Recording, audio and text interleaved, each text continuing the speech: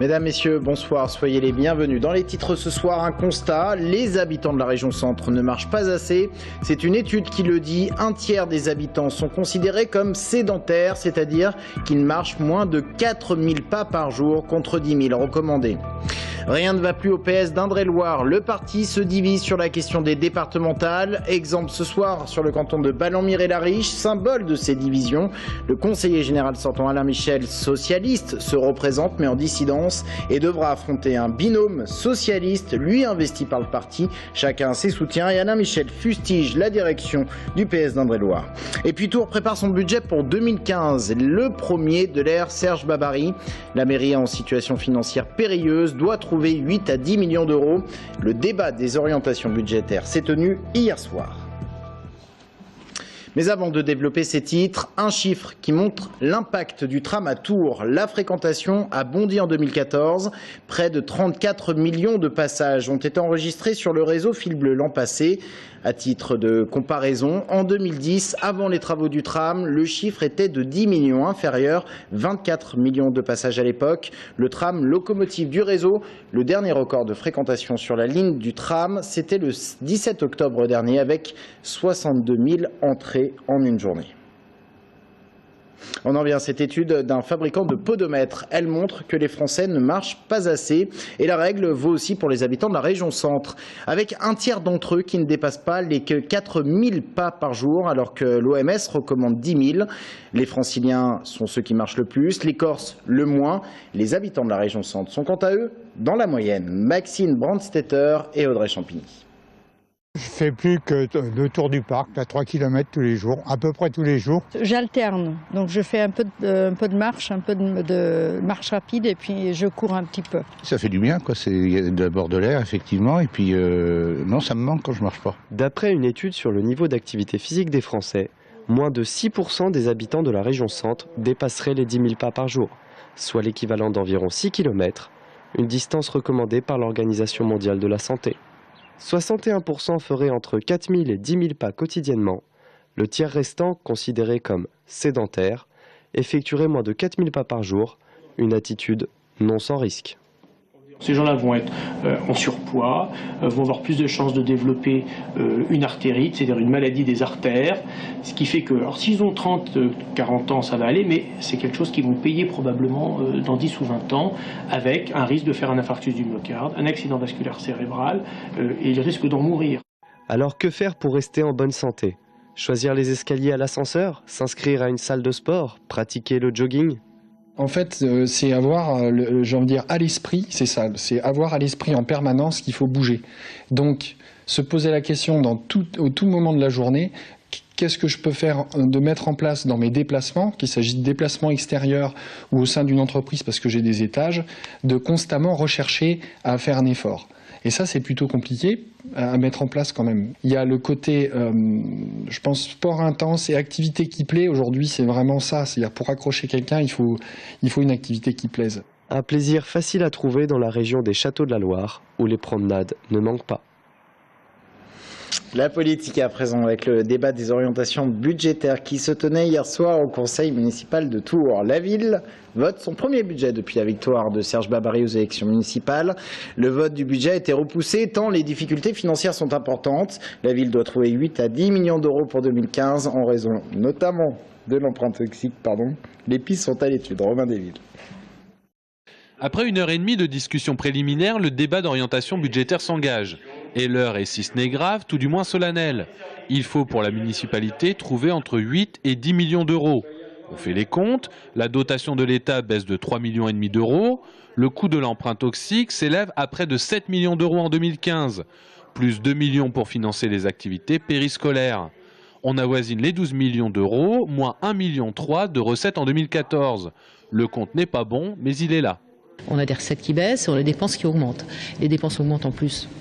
En 2014, c'est le cas et c'est à nouveau le cas en 2015, plus vite que ne baissent les dépenses. Donc cet effet ciseau est amplifié sur cette hausse significative des dépenses. Pour la majorité de droite et du centre, l'idéal serait de trouver une solution à fiscalité constante, à niveau d'investissement constant et à niveau d'endettement constant. Et ça va être compliqué. Du coup, la gauche, qui savait l'exercice 2015 périlleux en termes budgétaires, appuie là où ça fait mal au portefeuille des Tourangeaux, les impôts. Est-ce qu'il y a augmentation des impôts locaux ? On sent bien que ça va être peut-être ça le choix, mais que le maire a du mal à l'annoncer. Alors, est-ce que c'est qu'elle n'est pas arrêtée, la stratégie, ou est-ce qu'il ne faut pas la dire avant les départementales ? Une ville qui cherche de l'argent pour équilibrer son budget, ce n'est pas extraordinaire. La ville de Tours a connu pareille situation en 2008. L'élu vert David Chollet était alors dans la majorité. On a joué sur plusieurs ressorts. Il y a eu des augmentations de dotations, augmentation des recettes de la fiscalité indirecte, là ça paraît compromis, augmentation de la fiscalité directe, donc il y avait une augmentation de taux de 3% en 2008. Donc il y avait toute une sorte de conjonction d'actions, y compris une maîtrise des dépenses de personnel très forte. Et si Serge Babary était lui aussi l'homme de la synthèse? Un peu plus d'impôts, une touche d'emprunt avec des taux intéressants, de la vente d'immobilier municipal et une médiation au cordeau pour l'emprunt toxique. L'heure des arbitrages sera peut-être celui du saupoudrage. Réponse le 31 mars, jour de vote du budget. On reste dans la politique avec ce qui ressemble de plus en plus à un psychodrame au PS d'Indre-et-Loire. Le parti se déchire sur la question des départementales sur fond de désunion de la gauche. Le PS a perdu ses alliés traditionnels et comme si cela ne suffisait pas, il est aussi désuni en son sein avec des figures socialistes sortantes du Conseil général qui se représentent en dissidence contre d'autres socialistes, eux, investis. Le cas le plus emblématique est celui du canton de Ballon-Miré-la-Riche. Le dissident a un point, c'est Alain Michel. Il a entamé un bras de fer. Il attire les soutiens comme les oppositions de ses camarades. Sabrina Meloult. Je n'ai pas de leçon de socialisme à recevoir d'une petite clique qui dirige actuellement la fédération, mais plus pour très longtemps, je l'espère. L'ancien maire de la Riche est très clair. Il ne reculera pas et maintiendra sa candidature sur le canton de Ballon-Miré-la-Riche. Une candidature naturelle selon lui, puisqu'il se dit être le seul à remporter cette élection à gauche. Et quand on lui parle du vote des militants qui ne se sont pas exprimés en sa faveur, Alain Michel se dit victime d'une manœuvre d'appareil non démocratique. Écoutez, quand il y a une élection, la moindre des choses, c'est d'abord de permettre aux candidats de pouvoir s'exprimer devant le corps électoral. On m'a interdit de m'exprimer devant la section de Ballan, on m'a interdit de m'adresser à eux même par lettre ou par mail, on a refusé de me donner les adresses, et nous avons eu connaissance de la candidature de Pascal Boudessel la veille du scrutin, en même temps qu'un mail du premier secrétaire appuyant cette candidature. Qui vous a interdit? La fédération. Qui? La fédération. Quel Cortot? Écoutez, c'est lui qui est responsable de la fédération, donc c'est sans doute lui qui avait donné les instructions pour que je ne puisse pas m'adresser aux adhérents de la section de Ballan. De l'autre côté, la socialiste Pascal Boudessel et Thierry Ferrer, conseiller municipal socialiste à Savonnières, forment le binôme concurrent. Pascal Boudessel le dit clairement, Alain Michel pense qu'il remportera cette élection s'il part avec une candidate de droite. En l'occurrence, Cécile Bellé, adjointe à l'éducation à Savonnières. Il y a une autre candidature de gauche qui est donc la nôtre. Et je suis désolé, mais aujourd'hui, il y a 3 candidatures de droite. D'accord? C'est-à-dire celle de M. Char avec sa colissière, Mme Nadine Touré, le binôme du Front National, et puis Alain Michel et Cécile Bellé. Alain Michel a choisi sa voie, qui était de partir sans le Parti Socialiste depuis maintenant des mois.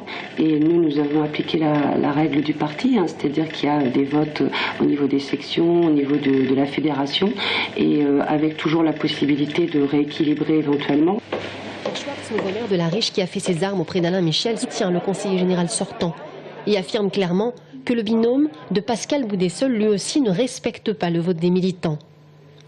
Le quadrinôme proposé par Pascal Boudessel ne correspond pas au vote des militants. Il y a eu des inversions, le suppléant est devenu titulaire. Donc là aussi, lorsqu'on parle du respect du vote des militants, finalement, ce n'est qu'un prétexte pour régler des questions de personnes. Et ça, je le regrette vraiment. L'enjeu électoral est bien plus important que des questions et des règlements de compte. Et je participais à des nombreuses réunions pour essayer de concilier les uns les autres. Visiblement, pour Ballon-Miré, depuis le début, c'est Pascal Boudessel ou personne d'autre.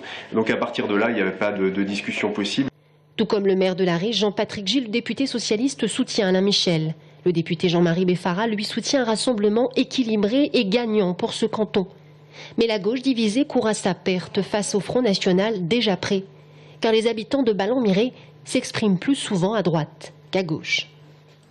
Et vous allez découvrir la liste des autres candidats sur le canton. Il y a un binôme donc de la droite et du centre, un binôme du Front National, un binôme, comme vous l'avez vu, sans étiquette, et un binôme du Parti Socialiste. À noter que l'Alliance des Verts et de la gauche radicale ne présente aucun candidat sur ce canton. Quel devenir pour le bâtiment du collège Paul Valéry de Tours-Nord, fermé en juin dernier? Une solution résout cette question en partie. Dès le mois d'avril, l'association Agir et Vivre l'autisme ouvrira un établissement de jour pour accueillir une dizaine d'enfants diagnostiqués avec encadrants. C'est une structure expérimentale au niveau national qui occupera donc une partie du bâtiment. Le bilan de l'opération des Bébés du Cœur, près de 14 tonnes de produits ont été récoltés en Indre-et-Loire par les bénévoles des Lions Club au profit des Restos du Cœur. Le record de 2014 a été battu. La campagne avait été menée fin janvier. À peine initiée, déjà abandonnée, la mairie de Tours retire son projet de festival littéraire à hauteur de mots qui devait se tenir du 25 au 29 mars prochain. Elle n'a pas trouvé de mécène, elle ne souhaite pas le financer toute seule. Cette première édition devait être parrainée par les écrivains Daniel Pénac et Jean-Marie Laclaftine. Et puis une exposition pour terminer ce journal. Wax s'expose à la Boîte Noire à Tours, focus sur les artistes. Voilà pour le nom de cette exposition, de ce photographe qui a choisi de mettre en valeur des artistes tourangeaux dans leur univers, leurs ateliers. Anaïs Michaud. Peintres, dessinateurs, sculpteurs, 18 artistes locaux sous l'œil d'un 19e, photographe cette fois. Le résultat, des clichés de chacun à l'œuvre dans son atelier, toujours de dos et avec le plus de spontanéité possible. Se faire oublier et surtout de garder le bordel autour de soi. C'était surtout ça l'intérêt. C'est que je voulais vraiment leur truc, quoi. J'avais pas envie qu'ils rangent tout pour la photo. Qu'ils changent rien à leur quotidien, quoi, en tout cas. Dans leur quotidien de travail. Des photos toutes en noir et blanc, à un détail près. Ça, c'est ma façon de faire et ça, c'est la façon que j'ai de faire toutes mes photos, en fait. Toutes mes photos sont avec ce truc-là. C'est quoi? Un raton laveur. Un raton laveur, un jouet des années 80, récupéré chez une assistante maternelle. Mais les artistes ici ne se contentent pas de poser, ils exposent et même s'exposent. On s'est dit effectivement que ça allait être drôle en montrant donc l'artiste dans son atelier en train de créer, que l'artiste se montre aussi comme lui se voit. D'où l'idée de l'autoportrait et du coup ça donne un échantillon assez large et même parfois drôle parce qu'il se voit d'une façon auquel on n'aurait pas pensé. Se prêter à l'exercice de l'autoportrait, beaucoup ne l'avaient encore jamais fait. Voilà, j'ai fait un petit autoportrait, moi, à suivre avec le bleu wax pour mes lunettes. Et puis le reste, c'est un petit peu une vision de moi quand j'étais punk. La boîte noire se transforme ainsi en photo de famille des artistes tourangeaux, et ce n'est pas pour leur déplaire. On est souvent un peu bloqué dans nos ateliers et on ne va pas toujours dans ceux des autres. Donc c'est une façon de visiter aussi de façon un peu discrète, quoi. C'est un peu sympa. L'exposition intitulée Focus sur les artistes est visible jusqu'au 28 février à la galerie La Boîte Noire. Ouais, restez avec nous dans un instant, notre invité, le footballeur Andy Delors, c'est dans un instant.